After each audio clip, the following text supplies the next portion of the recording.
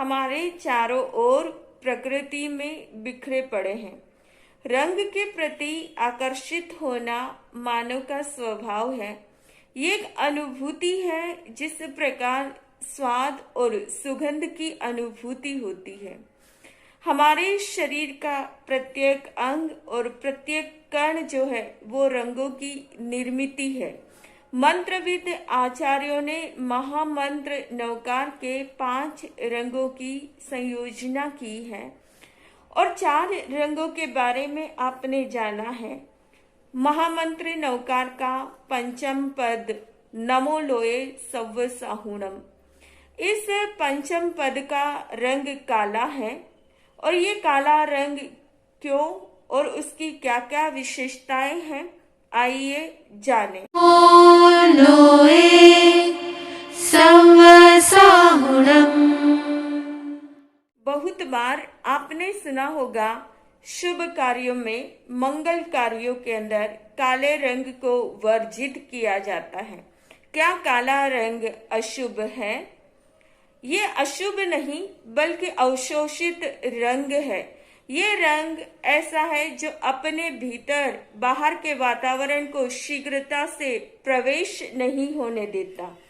मंगल कार्यों के अंदर, मंत्र जाप के अंदर ये शुभ ऊर्जा हमारे भीतर प्रवेश हो, इस हेतु काले वस्त्र का या काली वस्तुओं का प्रयोग निषेध किया गया है। काला रंग अवशोषित रंग है।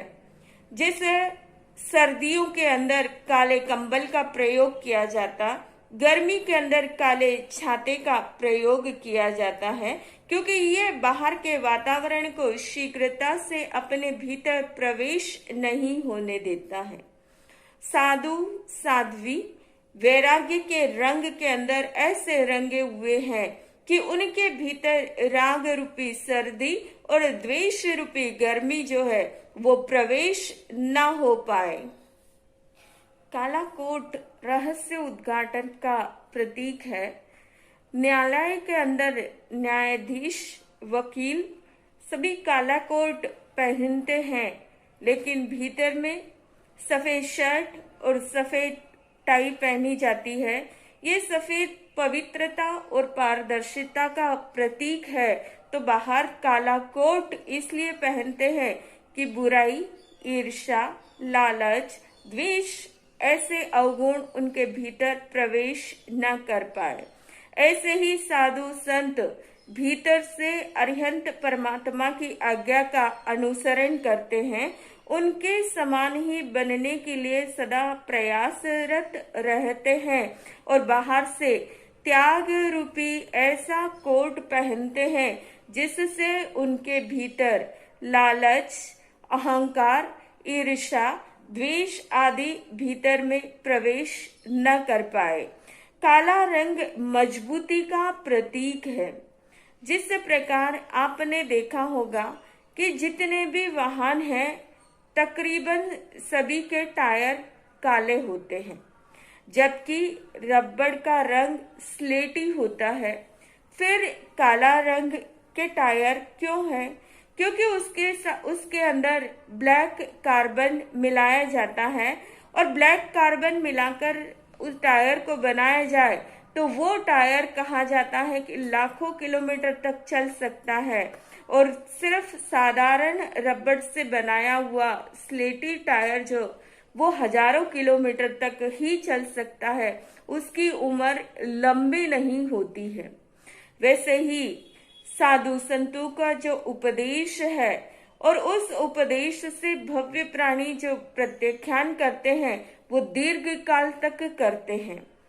श्रावक वर्ग जितनी कर्म निर्जरा करता है वो साधारण टायर के समान है, और साधु संतों की कर्म निर्जरा जो होती है, पापों का प्रक्षालन होता है, वो कार्बन युक्त टायर के समान, यानी दीर्घ काल तक उनकी सतत कर्म निर्जरा होती रहती है। सौभाग्य मेरा है मुझको ये जन्म मिला शासन में, करूं वंदन तुझको शासन, तेरी रक्षा सदा करूंगा, तेरी रक्षा सदा करूंगा। गहनी दृष्टि का प्रतीक है।